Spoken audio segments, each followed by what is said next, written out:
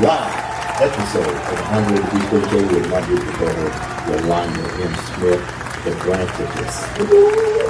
I'm good at this. You are good at it. I mean, it took you 3 seasons, but I swear, he got that intro down pat. Hey, Andre, what's up, baby? What's up? Hey, you know what? This has been an exciting day for us. We had a lot of going on. Whew, too much going on. Too much. I got here at the studio at 8 o'clock, and it's now probably about 3-4. And we still What rocking. is it, 3? Yeah, we still rocking. But that's how we do it, right? And we never know who might walk through that door. That's right. Because somebody just walked through it, and man, we got a live one today. Is this your buddy? This my buddy. Welcome all the way from Louisville, Chicago, the whole Midwest. My man, Sqooty. What's up, dog? How you feeling, bro? It feels good being here in person. Okay. The first time I came in, it wasn't in person, it was over Zoom call. Yeah. It was really good to see everybody in person, get a good vibe from you guys. I love the energy. Thank you. You know, it's all good. I'm watching the video in the background, and I'm just, man, you just talented, man. I mean, we're gonna talk about these upcoming videos, your new album, a little bit of some wealth building, and a serious mindset about how overcoming. Man, Beast is definitely the new mindset with this guy right here. He got a story. I was talking to him pre-show, and I'm so excited. I mean, literally, I'm excited because he done struck a nerve with me. Oh, and God. You know, we're going to be a part 1 and part 2 today. It might be. Cut the clock off. Because it's all about building that wealth mindset. So to just jump us off, what I'd like to do is let's give the audience, because we live, so let's give the audience a little bit of your background. Tell us a little bit about you. You know, you done some things, been through a few things, and definitely we'll get to the music part. But you are such a diverse entrepreneur for real. Entrepreneurial mind. I love it. He got you going like I'm excited. Crazy. I'm excited. Yes, because he's talking my language, and when I talk to him, and he know what I'm talking about. I mean, that's exciting. Yeah. You know. Well, so welcome to the show. My name is Sqooty. I'm from Chicago. I live in Louisville, Kentucky. I'm of course, hip hop artist. I'm a retired U.S. Army veteran. Did my combat tour in Iraq and Afghanistan. Retired at age 29. Got my pension. Looking good still. Yes, you do. Real estate investor. Crypto stocks and stuff like that.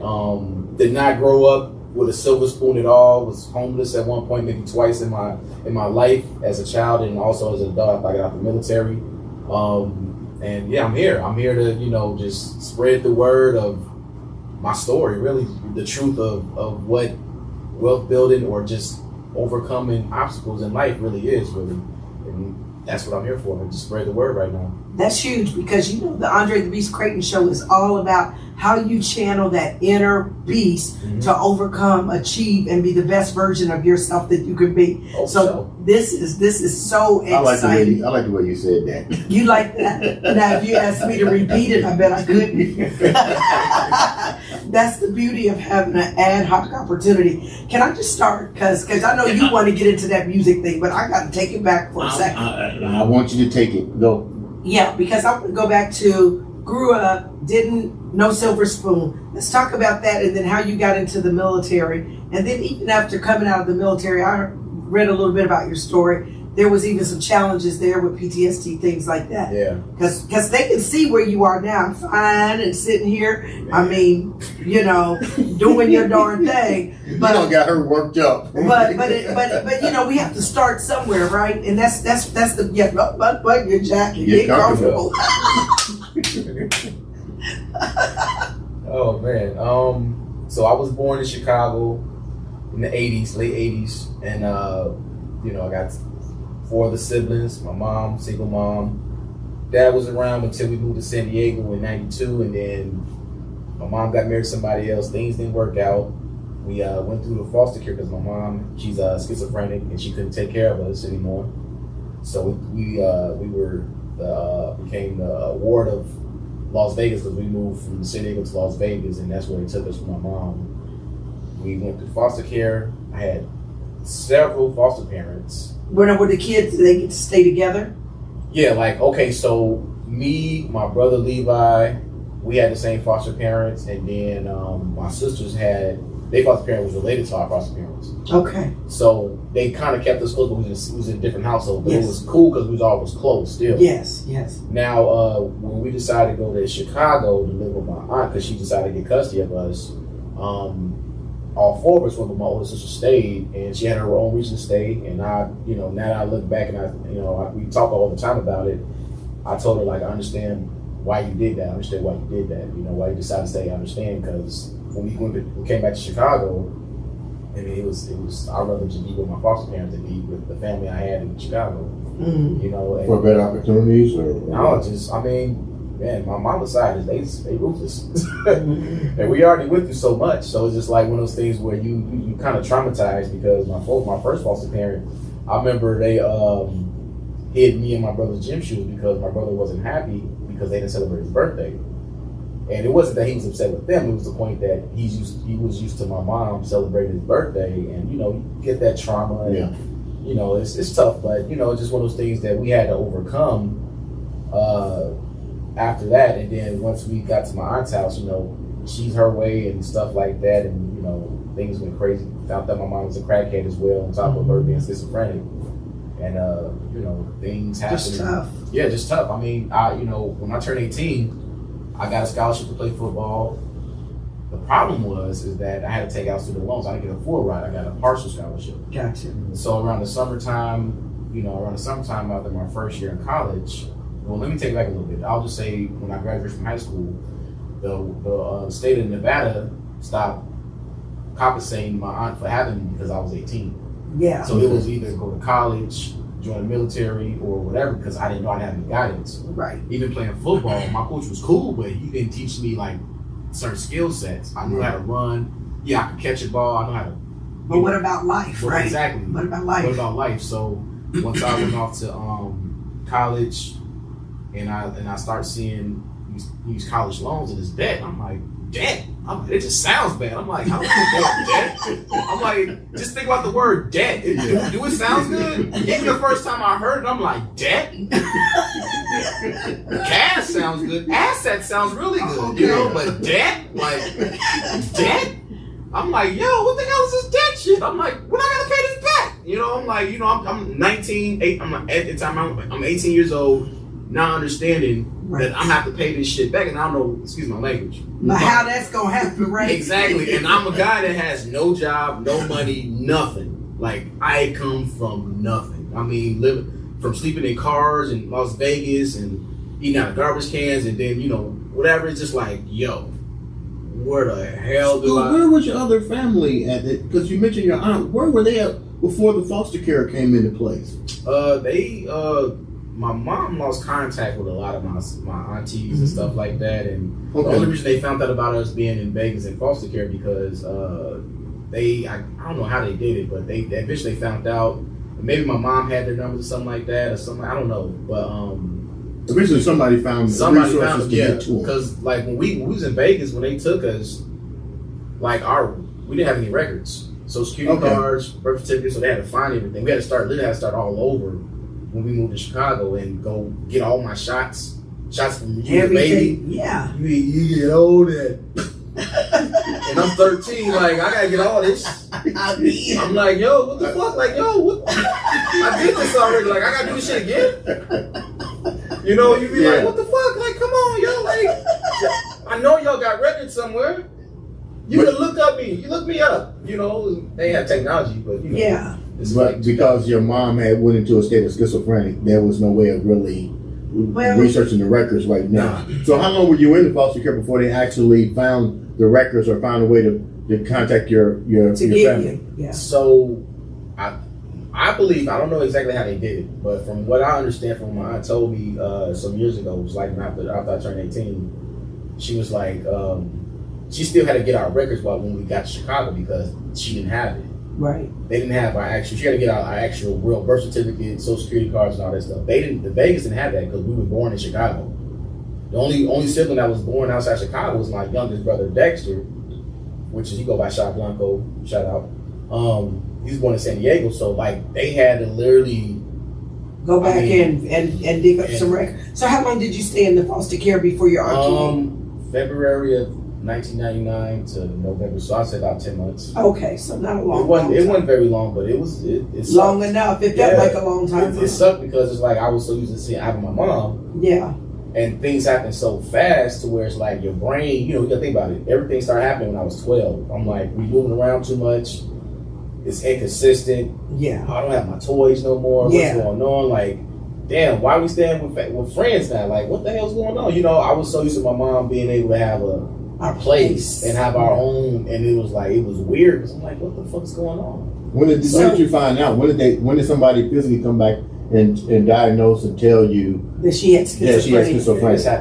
This happened this is years after this. I say around 2002. Oh wow! Wow. Yeah, So you never So knew it she till probably didn't even know what was going on. We had an idea, like me and my sister, we had an idea, like, because my mom, Something ain't right. yeah, cause my mom, we'd be in the grocery store, and this is after her divorce, and she'd be like, yo, they talking about us. I'm like, what are you talking about, mom? I'm like, I'm laughing. I'm like 11 years old. Yeah. I'm like, Yeah. ooh, I'm like, these white people, they don't know us. Right. And we in San Diego, so I'm like, Mom, like, what are you talking about? Yeah. And then, that's when it all started. The whole. And then it progressed, and And it that's got not, worse. believe it or not, that's not that uncommon. At a certain age, I had a friend that experienced similar things, and she was cool as a fan Mm-hmm. all through high school. We grew up, hung out, did the whole thing. Yeah. And she hit at some point, and I think it might have been late 20s into her 30s or something. Then all of a sudden things started to change. Yeah. And the same thing, she started hearing these voices and people talking to her. And if you look at the statistics, it's a real thing Yeah. where it's more prevalent than I think we know. Right. Oh yeah. Yeah. Oh yeah. And the crazy thing about that was what,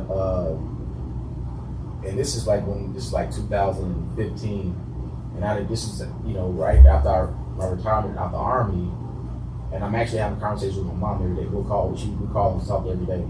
But my mom, she's currently in a mental institute, but she's criminally insane. She had an incident in 2007 where some people were killed because she actually started a fire and people got killed from it. So Wow. and it made CNN. I'm in Iraq when the shit happened, so you already know. Oh. We all fucked up by it, right? But in 2015, my mom, we just talking, then she got to telling me her story from before I was born, before my sister was born, older sister. It's 5 of us. And the shit she told me was like, damn, you was bound to be this way. Based on what happened to you when you was a teenager, like molestation from her, family members and getting beat by men. Like, I'm supposed to have other siblings, but because somebody threw her down some stairs and crushed her stomach, they not here. So it's like, you like, damn, she been through some shit. And I didn't know, I'm just a kid, not knowing. You didn't know that, yeah. But when, at 29 and you kind of understand, because I went through my own shit in the military and even growing up a little bit, I don't know, it just caught me by surprise. I'm just like, And it gives you a different level of empathy it does. for her, because when you, and this goes across the board, when you don't know somebody's story, when you have not walked in their shoes, we can be quick to judge people. Oh, definitely. We do that can be every day. super quick Yeah. to judge Yeah. people, but have no idea of the things that they've experienced. Yeah. And that's why I say all the time, it costs nothing to be kind. Oh, exactly. Nothing to be kind, because you just don't know. So when did it change? As far as what? As far as Like, you went to the military. Where did the guidance actually? I want to know Who stepped up to the Okay. guidance? where'd you Who get stepped this up? drive from? Yeah, You know, yeah. Who stepped up to the plate? So what happened is, when I was in college and I was I signed up for the Army, but I didn't know if I wanted to do it for real. I was just I don't know. I just needed guidance. I didn't know what the hell I was doing. Yeah. And the summer 2005, I'm sitting in my Aunt Kat's house. She got her daughter and her grandkids living there.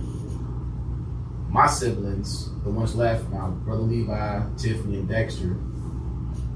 You got like 2 different families. My mom's staying there because she's a crackhead. She's In and out. Whatever. So it's like, I'm just sitting there in that summer 2005 trying to get a job. I couldn't get a job. I'm like, I just need a job before I go to basic training. I couldn't get a job. And I said, it was the most miserable fucking summer of my fucking life. Like, I mean, I couldn't make any money. I'm In a house with a ton of people, and it's dysfunctional. Exactly. The energy, I'm like, yo. You're getting drained. Yeah. So I remember my Aunt Kat was telling me, Dorrell, you sure you want to do this? I say, Aunt Kat, if I got to go and fight a fucking war to get out this house, I will do it. I said, Wow. I can't be here. I said, I don't want to fucking be here. This is not what this is not life. This is not living. That's why when I went off to college, I went off to Iowa, where I can get different aspects of life, culture, and stuff like that, because I knew what was in Chicago in the hood. I just saw people getting killed around me. Yeah. You know what I'm saying? Like most of my friends were dead the year after we graduated. And then when I got to the Army, I mean, you got bullshit because you learning To kill. and that I was And you're dealing with other people's situations too. right. But the thing about the Army thing, so that summer I said, look, I can't be here. I said, I gotta go. Recruiter came to pick me up August 9th, August 10th. I'm in Fort Benning, Georgia, to be an infantryman. Combat, front lines. That was my job in the Army. I did 11 years of that shit. Do I regret it? No, because it set me up for what I am today. I needed that push. Because I believe it or not, I'm still sensitive. Don't get me wrong, I'm tough. Yeah. But deep inside, like, I'm still a kid. Yeah. Like, I still collect action figures. It's a hobby of mine. Which action figures? Yeah, I do. I got wrestlers, I got Batman, I got Power Rangers. I don't got a whole bunch of them, but I got enough of them to make me happy because That's your happy place. exactly. It brings back like the childhood I didn't have. Yeah. You know, so for my kids, because I have two of them, like I tell them all the time, like, yo, enjoy you being a child right now. Like, like enjoy it, because when you get grown, man, look, It's a ball game. pops ain't, I can help, but nigga, look, you gotta take care of yourself. Yeah. But it was that summer 2005, and that just being miserable and looking around at people around me, they miserable. I'm like, this is not life.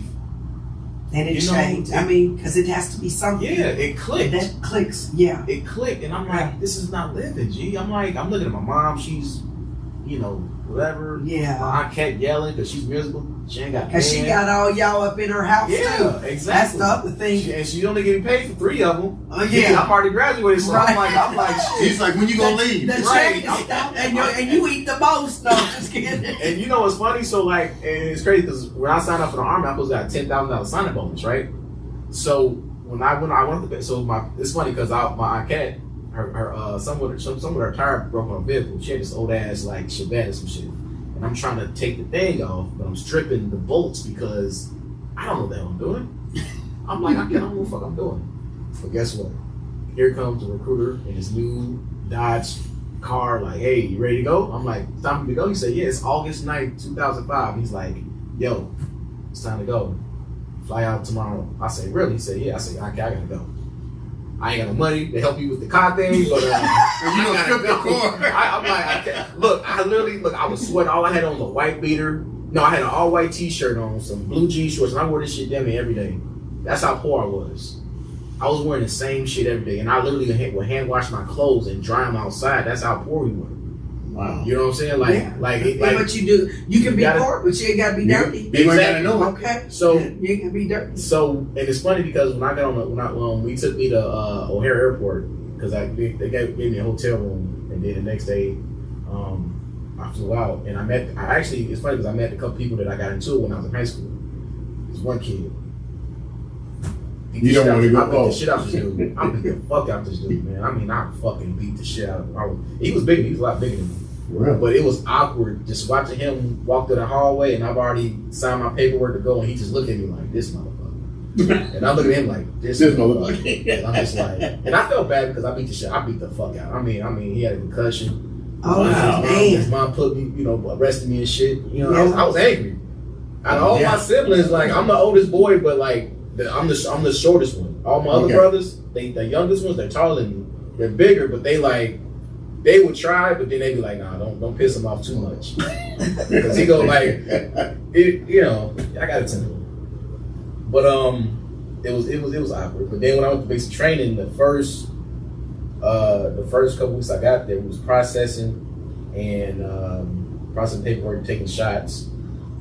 And I remember this one guy, he actually jumped off the 3rd level and committed suicide right in front of me, and I'm just like, what? Yeah, his whole shit was just back his head. Oh Lord, have mercy. So I'm looking like, So did somebody force him to go or something? He must have been. No, I guess he thought he was gonna get that money. You know, because you gotta get life insurance when you're in the army. You know, when you sign up, you gotta get their life insurance, $400,000. So that was one of. Oh, he wasn't planning on killing himself. We don't know. I don't think so. I mean, we in wartime. You can go get yourself killed overseas and die honorably if you want. But why would you kill yourself before you even graduate basic? Right. That don't make any sense. So, and this is what fucked me up too. The next day, the drill sergeants come out. They're like, "Oh yeah, he'll be fine." You know, I'm like, "Oh, he lived? No, he died. I saw him when he died." Yeah, they just saying that to them to make us feel better. Right, I got you. So it's like they put that little band-aid, like, okay, we know y'all might be traumatized a little bit, but we gonna try to, whatever. But that's just how it was. When I was in basic training, you couldn't. I mean, it was a shark attack. I mean, it was wartime, so you couldn't.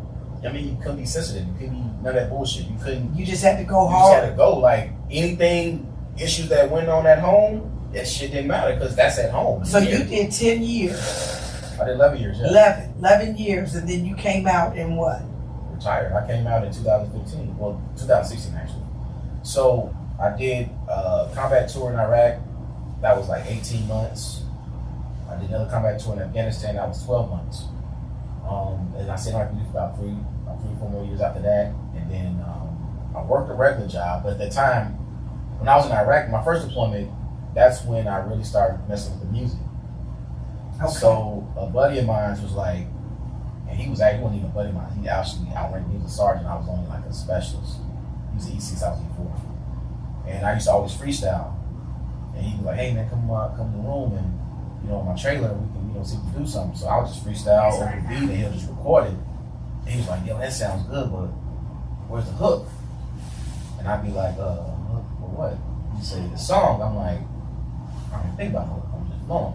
He said, "That's good, but you learn, So he showed me how to count bars. And it's funny, through some of the recordings that we did, is that you can hear the helicopters flying over us. You get the rocket attacks coming in, like rocket attack, like all type of shit. Oh, so it's my like, goodness. And then it's funny because it was sometimes we'll go because we actually was I was part of the group that guarded Saddam Hussein the last 3 months of his life. And we escorted him to the gallows where he hung. So like that was significant because we lived in this palace too as well. So when we lived in this palace, I used to be in the palace recording.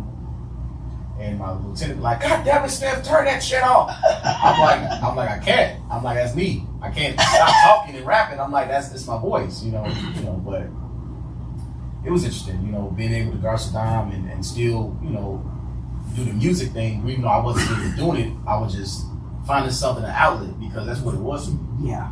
Just an outlet because I was dealing with, combat, I'm dealing with, personal shit that I can't really deal with because I'm over here. Exactly. And you still talking to your mom too, right? Daily? You said you were still communicating with your mom? Yeah, I was at the time. No, I wasn't. During that time frame, I was only in combat. I was only able to call home maybe. Well, in Iraq, I was able to call home like once a day, but I didn't call home often because I just want to focus on my job and I didn't want to stress me out. Right. I got back. I say around March 2007 when the incident happened with my mom. I went on leave, and literally the day my brother picked me up from the airport, he's like, "Yo, mom in jail for murder." I'm like, "What?" I think he's joking. He's like, "Nah, man, she." I'm like, who, what happened? Like, what they do? I'm thinking, no, it was actually, she said fire for white people died. I said, for white people. I said, y'all said, live, y'all. I said, she killed 4 white people in North Side Chicago. I said, oh shit. I cannot. The worst part was when days later, I'm actually at the barbershop.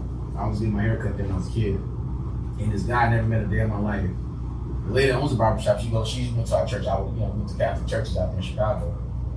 She knew me. She knew who I was. And the guy was like, "You heard about, Mary Smith?" That's my mother's name. And yeah, man, we heard you set that fire. And I'm just looking. I'm like, I'm ready to fuck him up. So I'm just like, I'm cringing in my seat. And Miss Leverett, she comes by, she said, relax. Relax. I said, okay. He don't know. I said, okay. Mm-hmm. And just hearing that from somebody else. Yeah. Yeah, different story. Yeah, that's hard. It fucks with you. So yeah. So let's talk about, so you came out, and then how did you then start to develop this whole wealth mindset mentality and get yourself on a trajectory where you would never, or God's will is you will never live in poverty again and can elevate and move forward? Well, it started when I started, so right before, like right when I got off active duty, I was still in the National Guard part-time. When I started doing music, I started seeing the royalty checks coming in after I released a song on TuneCore. So, yeah, so I was like, okay. Royalty checks? Yeah, so I started, so I'm looking, I'm like, I got an extra $100 coming in. And then I'm looking at my TuneCore account, I'm like, oh, they just paid me $5. So I'm like, if I keep doing this, maybe I can, that's when I started learning about compound interest and actually royalties and stuff like that. So then I start, going on YouTube, learning more about royalties and assets and stuff like that, and how your music is intellectual property. That's right. So when I started doing that, I say, okay, so I can make money off it. Even if I don't make a lot of money off of it, I can still make something that's going to be residual. So I was like, okay, I'm gonna keep doing that. And then when I started, doing that, I started learning about. Once I figured out how to get out the army, once they retired me, and I was able to get that residual income out of that, I was like, so they're going to pay me $5,000 a month to sit on my ass tax free the rest of my life. I said, so I can do whatever I want now. So then I started going on YouTube, watching things about real estate. I bought my first house when I was like in my 20s, lived in it for a while, and my realtor, I told her, I said, how can I get into real estate? And she was like, well, what do you want to do? I'm like, I want to buy a house, I want to get rich. Of course, she sent me to this thing called, I think Nada's or something, or Nada in Chicago. It's a real estate investing company, and they got a thing where you got to pay like $21,000 just to get educated. And I was like, yo, I'm not doing that shit. There got to be another way for me to learn this shit. So I never talked to her again. I sold my house. I sold my house in 2019. Right after I sold my house, I went on tour with Eric and Rakim. I put my house on the market, and then because you still doing your music, right? I'm still doing my definitely. Music. So I'm still doing my music because I'm getting paid for that. Yeah. Of course, I'm investing my own money into the music industry. I mean, the music industry is not cheap. If you want to be famous, only way it's going to happen if somebody's going to invest in you or you invest in yourself. The way it goes, you got to start with you. Yeah. Right. I mean, everything starts with you, the individual. It don't matter what happens. No matter what you do, that's a word. It has Say to it start again. with you, regardless. Okay. Like you have to do something. You got to light the fucking fire in you to do and release that song or find these deals or whatever. It has to start with you. Like no one's going to just come up and say, hey, yeah, we want to give you a record deal. No, that's not how it works. You got to put yourself out there. So after I put myself out there, I went on tour with Eric B, Rakim, and Jazzo, the relationship with them. And at the time I was selling my house, I went to a real estate course with Andrew Holmes, and his thing was a little different. He had packages from $10,000, $20,000, $30,000. And I'm like, I brought something to him. I say, hey, what if I come and work for you for free? Can you teach me everything I need to know about real estate? I say, you ain't got to pay me. I got my own money. I got my own car. I got my own shit. I say, show me. He was like, nah, you gotta either bring a deal to me, whatever. So I was like, okay. So I got in an argument with somebody, left. You get in a lot of arguments. Yeah, I mean, I'm rebellious, man. I don't like no. Okay. Like I get told no all the time. Believe it or not, like my story isn't like I got rich and you got a lot of no's before you you made your yeses, but you got a lot of no's. Life told me no. Okay. Yeah. I got you. Success So told me you no. had to make a yes. Yes, I had to create my own yes. Yes. Okay. So I had to go around. So this is why I ended up coming to Louisville, Kentucky. Okay. This is what changed things for me. I'm leaving Chicago and I'm heading to see my sister in Elizabethtown, Kentucky. I'm driving over the bridge. Of course, I come through Indianapolis first. Yeah. Never thought about Indianapolis, but once I came through Louisville, I'm looking, I'm like, these little ass houses. I'm like, who the fuck live in these little things, right? So I Googled, once I get to my sister's house, we say hugs and all that stuff, and I Googled and I say, let me look up the local real estate investor associations out here. They had a meeting the next day. So I went to one, I met a guy, had 88 properties. I told him my story. I said, look, man, I don't know anything about real estate. I bought a house, I sold one, but you know, I don't know how it is to be an investor. Can you show me and teach me? He said, and I told him that, you know, a guy in Illinois wanted 10, 20, 30 grand. I'm like, I don't believe with that amount of money, it's worth that because I can buy a deal with that. He said, just because you said that, I'm gonna teach you for free. Wow. Because I knew, in my mind, my intuition is like, why would I pay you for something that I can learn on my own? Yes, I'm gonna make more mistakes on my own. Right. However, why would I give you 10 grand?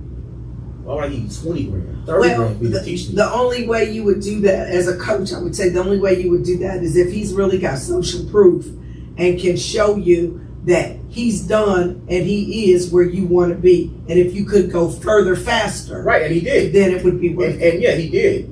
But I'm not about to take out a loan. No. I'm not. Right. Well, that's good debt, though. And okay, so let's talk about this because I remember you said debt. Right. Sometimes our relationship with debt is very interesting, right? Yeah. Because when we think of debt, we think fearful. But if it's debt on consumables, that's not good. You're right. But debt on assets is always a good thing. Right. You know? So the asset would be him training me. Yeah. You invested in yourself. Right. But the funny thing about that is the guy in Louisville was willing to do it for free. Because I was persistent at finding the right mentor that would charge me enough. And guess what? The same, and you know what he learned his stuff from? Andrew Holmes. Really? Yes. Andrew Holmes actually came out to Louisville, and I got the class for free because I was part of the local CREA thing, which only paid $125 a year to be part of, to get the same information you would charge everybody in Chicago $30,000 for. Wow. So that's why I challenge you and say persistence and patience is where you want to be at. Yeah. Because I had 30 grand. I had like $55,000 in the bank. Yeah, but you're not gonna give all your money. Exactly. Why would I do that? Yeah. When I could go get the information for someone else that probably and I ain't gotta go to the biggest head. I could go to someone that got 10 properties. I just need experience. Mm-hmm. I just need to get around the lenders. I need to get around these other people that can help me close these deals. Matter of fact, let me find me a wholesaler. Because I'm lazy. I ain't gonna lie, I'm a little lazy. You know, like being retired, you get lazy. You be like, I ain't gotta do this shit. I get my alarm goes off. You talking about being retired and you still in your 30s. Exactly. So I'm retired from. He said I get a pension. Yeah, I do. They pay me really good. No, they really do. Trust me, my pension is fucking awesome. Yeah, we appreciate that because your service was awesome. Your service was awesome. Exactly. I got set on fire, blown up, and shot. So yeah, that's why they pay me what they pay me. They have to. Yeah. So it's like what I realize is that nothing's wrong with paying for it.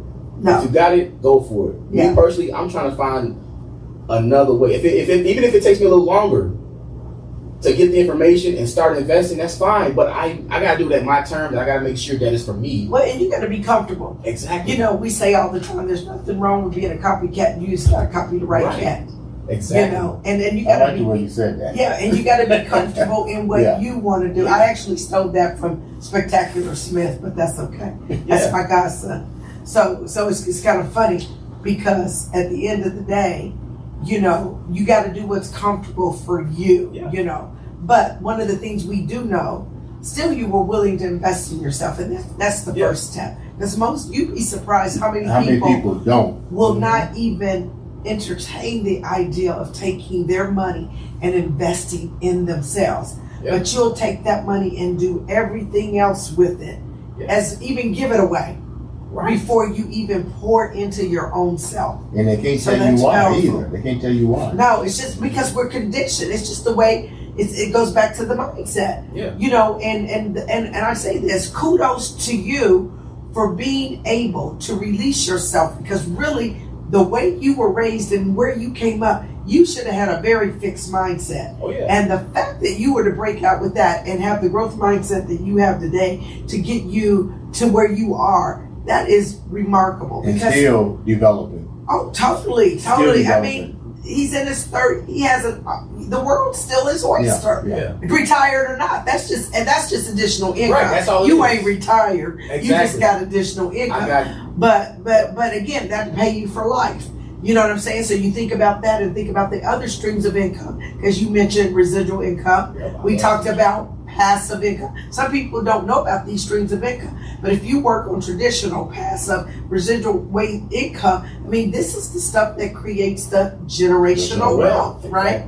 Exactly. Yeah, powerful. And it's funny because right before, I remember I told you guys right before we started the show, I told you I was at a meeting with my legal shield team. Yes. And a lot of people be like, legal shield, ain't that a multi-level marketing? I say, yeah.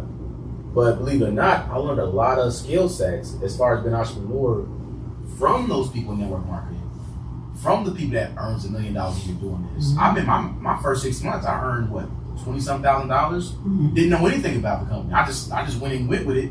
And the funny thing about it is, you know, my first real estate deal, I bought my first building. I bought my first house for like $10,000. I put out of the $55,000 I had, I put another $10,000 into it. Remember, I told you the guy wanted $30K for a thing, right? But the guy showed me for free. All he wanted for me to do is take him out for lunch. That's how you build relationships. No, yes. And that's my thing. I'm not comfortable spending money with somebody that I never built a relationship with at first. Absolutely. So I have to be able to feel comfortable with giving That's me my true. money. That's true. So I bought this man a cheeseburger from Dairy Queen. And with all the fish he gave me, I earned in the last 3 years, I earned over $600,000 off the information he gave me. Just him sitting down and taking me through Louisville and showing me about the property and teaching me about what real leverage is. Wow. That's a good $600,000? Exactly. Yeah. $600K in 3 years. Yeah. And he died last year. He died in January 2022 because of COVID, and I actually got in a car accident a couple days later. But the point is that the thing he instilled in me, the knowledge he gave me, I still have it recording on my phone, on this phone right here. Mm-hmm. I play it to remind myself, like, yo, leverage. It's not about how much money, it's about how much leverage you have. That's right. Money don't mean shit if you ain't got relationships or leverage. That's right. That's You right. gotta have both of those things. You You're can't have right. one without the other. You gotta have them both. You're not gonna win in life like that. You're right. You know what I'm saying? That's like when I talk to people, I say, look, I've always tried to give people compliments when I talk to them. Even if I'm doing 100 million streams on YouTube and, you know, they don't know that, okay, you're this rapper, because people say, look at my music, they say, you look totally different. That's not you. No, that's me. Right. That's just another version of myself that, That's right. you know, when I'm on here, it's different. It's the same guy. It's just. We're talking to the businessman, the music. Exactly. There you're entertaining. Right. Yes. You're talking to the real person right here. That's me. That's real too. But this is who I really am. Yes. That's what you're getting. Is the guy that's excited to talk about life. The excitement of just being able to, you know, at one point when I couldn't even afford a bar of soap at one point in my life. You know what I'm saying? To where I could buy multiple of them. You know, I could do what I want. Oh God. You know, like I came from driving, you know, putts. I'm driving a Lexus now. Yeah. You know, I lived in my dream home already, and I'm about to buy another one. Yeah. You know, so I've had plenty of those things. So it's like I'm not a materialistic person. Right. It's just now that I understand how money really works Yes. and how people really work. Because we're all, if you think about it, as human beings, we go iffy. We, you know, things happen in our lives to where we can't do things, or I'm not gonna say can't. I'm gonna say where we have our little minor setbacks in life. There you go. To where we may not be able to do something at that time. However, just wait and be patient because the time's gonna come. Yes. I like the way you said that. Yeah. And the reason I say, and we spoke about this a couple months ago, because I was coming here a couple months ago and things happened. I was like, okay, cool. I'll just come back when you know, it's not a big deal. Because I'm going to always be around, like I know you're going to always be around. Because I know you have the ability to create what you're going to create, and I have the ability to create what I'm going to create. And we're going to bring it together and create something even better. That's right. So speaking of that, then what's next? Where do you see yourself going? What we got on the horizon right now?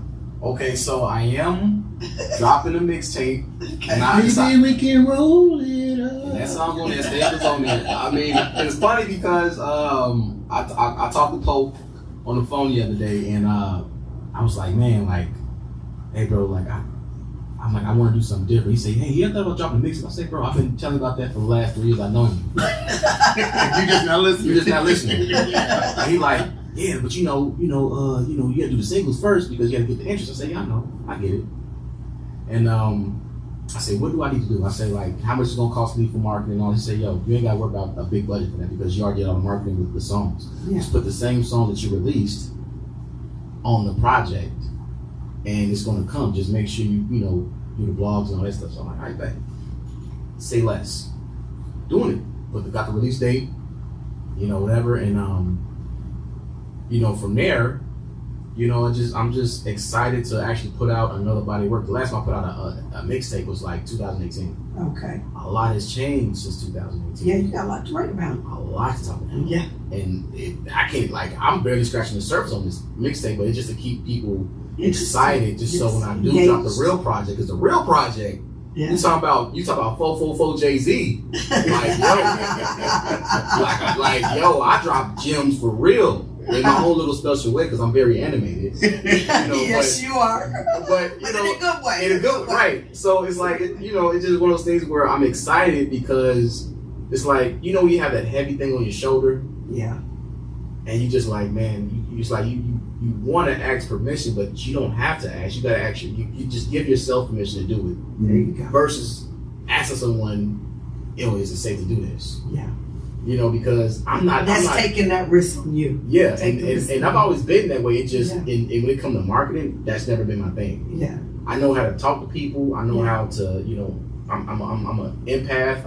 I can feel you, literally feel you. Yeah. If you tell me something about your past, I can literally put myself there and understand where you came from. Right? And feel it like it's mine. Yeah. And I had to learn to stop doing that all the way because sometimes I go too deep in it. Because you gotta watch what you allow in your spirit. Exactly. Right. Yeah. So I've been watching that, and I've been in therapy because I had traumas, you know, good for you. Anniversaries from the combat stuff. And this is good because there's nothing wrong with therapy, and oftentimes I just went to therapy. African Americans think that therapy is taboo, but I think we're getting better at accepting it. But having a good, wholesome mind is good. Oh my God, mental wellness. I would say mental wellness is important. So kudos to you. I like you. And you know what's funny? The session I had this Wednesday is what made I'm able to do this right now, because I realized so many years I was angry, and it wasn't because I was just mad. It was because I was scared. Yeah. And I hid that fear with anger because I didn't want to be taken advantage of. Of course, like I screwed out of my $10,000 signing bonus with the Army. Yeah. I done some bad businesses with people that screwed me over money. Yes, and it's gonna happen. It does. So it's just one of those things where I'm like, you know, where like Wednesday, and my therapist was like, "Good job." She finally said, "Good job" for the first time. I was like, "Good job for what?" She said, "You finally getting there." And I'm like, "Oh, okay, I see what you're saying." And you How have long have you been going to therapy? Just out of curiosity. Huh? How long have you been attending therapy? Just out of curiosity. Man, I've been going to therapy since 2012. Good for you. It's not easy, man. Like, I know. No, because it makes you dig deep. Yeah, it makes you dig deep about yourself. Yeah. But you know what? And I'm so excited to have had you on the show today, because the truth of the matter is we all have a story. I'm a branding expert. Mm-hmm. And one of the things I say is that the truth is it's all about connection. Yeah. And people, when they feel like they know you, they know your story. Those are the people that are going to hire you, promote you, do business with you, engage with you, you know, the whole thing. And, excuse me, you can do anything you want to do, but without that story, you really don't have a brand. Yeah. And without that brand, people don't understand the value that you can deliver.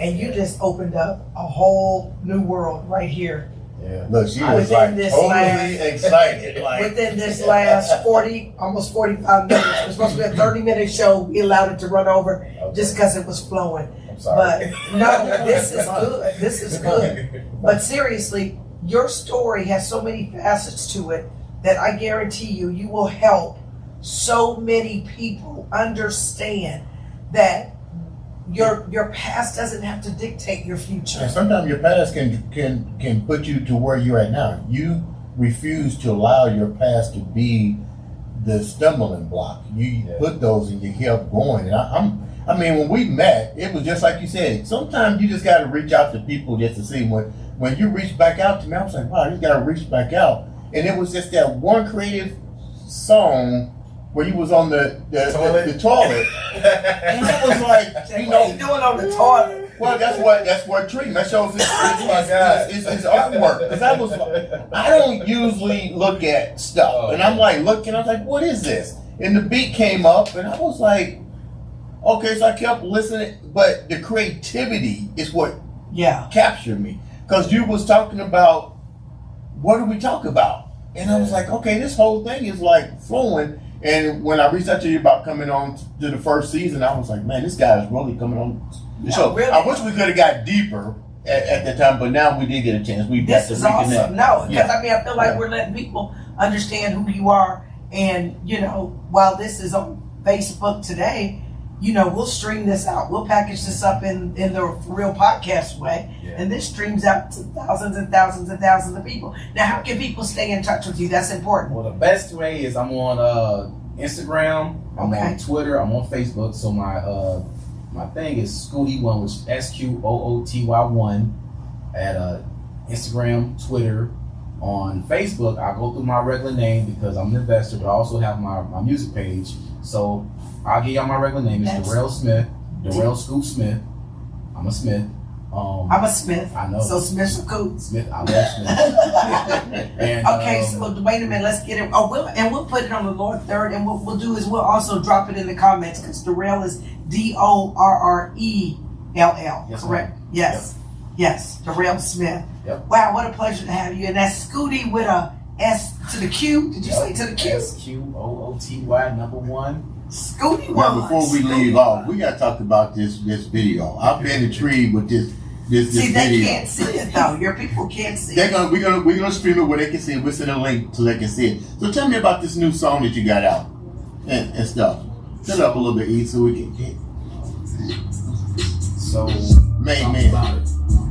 I remember when I made the song. I recorded this in New York at Quad Studios, the same studio where Tupac was shot at. Really? Yeah. So it was me, Jazzo. You remember Jazzo, the Hawaiian Sophie? Right. So Jazzo was my mentor for a while, just like he was Jay-Z's first mentor. Ain't that crazy how that works? I believe your next album will be with Jay-Z.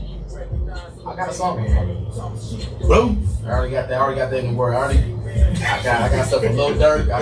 It's all in the vault. Okay. I'm waiting for the right time. moment. Yeah. But without having Jazzo with me, the funny thing is I sent Jazzo a song back in 2019. We went on tour with Airbnb and Rakim. It was like March of 2019. He finally was like, "Hey, Scoop, this is like September 2020." He like, "Yo, let's go ahead and knock out our song." I'm like, "Man, this been a year and a half." But I'm I don't way. even I remember see the you song. say I wait. literally recorded the song, sent it to him, like, "Yo, just throw your verse on it." It took him a year and a half to be like, "Yo, let's do it."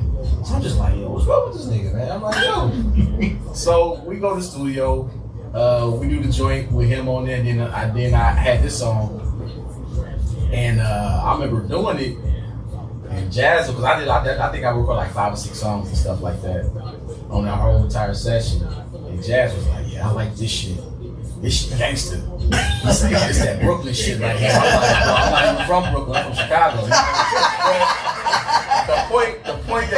the point that he said that was like, okay. And then I gotta do it. And then when a few months later, I met this guy named Alizé, and he put me into the track masters, Pope, and Pope selected the song to be the first single we drop under, with him and all that. I said, "I ain't bad." And I'm in Cabo with my girl while we having this call. We on vacation. He's like, "Yo, Scoop, make sure you got the YouTube links and all this." I say, "All right, bro. I'm in the middle of the ocean." and the signal about to fall. I'm just like, "Oh shit, I ain't got no signal. Let me make sure you get to it." I'm all rushing and stuff. So it came like that, and then he really like did the video, his idea for the video. He got a good eye, It's excellent. He's a beast. He does all my videos from 2021 all the way to now. That's him. All this is him. Amazing. He sends me the action for it. He sends me the game plan. Yes. And it looks so Hollywood. And I be like, yo. He's the real. And I keep forgetting, I keep forgetting like this dude sold 150 million records. Yeah. There you go. J-Lo and Biggie Smalls. He's professional. Right. And I'm like, and is it cheap? No. I'll be real with you. I spent over 6 figures on my music career. Yeah. Have I made that much? No, I haven't. However, I will. I'm going to recoup that. There you go. There you go. I will recoup that. That's the investment you chose to know. You're going to use real estate the easy way. You're going to invest this way. And you know what's funny about the money, how I funded this? I funded this with some of the equity I had in my real estate business. There you with go. Cash flow. There you go. So that's how I use leveraged income Yes. to fund the things that I love to do. That's So, right. And people gotta realize you gotta hire. These are actors and actresses. And you got to pay them. You gotta pay them. Yes. They're not just gonna dance in your video. No. And then on record, and this is what people need to understand. like I said earlier, you gotta put yourself out. You gotta light the fire in yourself. You're not going to get any deal from anyone if you're not going to put the work in. It just don't happen that way. It's not. It's impossible. I mean, if you do, then you're just one of a billion people that is going to happen to. But no, in real life, you gotta light that fire and say, you know what, I'm gonna do it. But you know what, you're a good example of what it can be, right? For a lot of people. That's a so as we get ready to wrap up, because we do have to. Beast mode? Yeah, because we are on Facebook at the 15-minute mark. Because this is great. But what advice? Okay, you said light the fire, but if you really think about, if you were speaking to someone young who may have experienced some childhood trauma, who may be trying to figure out what's next, a direction. What advice could you give somebody? It's fun. I just had this conversation with my therapist, and she asked me the same thing, and I'm just go and answer like I answered it to her. She's asked me about me talking to my 19-year-old self. Okay, there you go. And I would tell myself, if I was talking to a 19-year-old person, someone 18, I would tell them, yo, do something or don't do nothing. You're going to go through struggles regardless. So it's best to fulfill what you want and go and shoot for the stars than not shoot for anything and have regrets about not doing anything. Because I don't have any regrets at all. Do I wish I'd have made some different decisions? Yeah, but those are not the regrets. That's just you self-analyzing and critiquing. Like, okay, I could do that differently. But if I didn't do what people told me, now you should do that, but I did it anyway. And sometimes I had to, come with your heartaches. Been married, divorced, whatever. I mean, it's life. Yes. Just do it anyway, because you're not going to live and be fulfilled until you actually do it. It don't matter how old or how young you are. If you're the youngest person in here, you can teach me something. If I'm the oldest person, I'm not too old to learn. That's right. You feel there me? You go. I feel you. Guess what?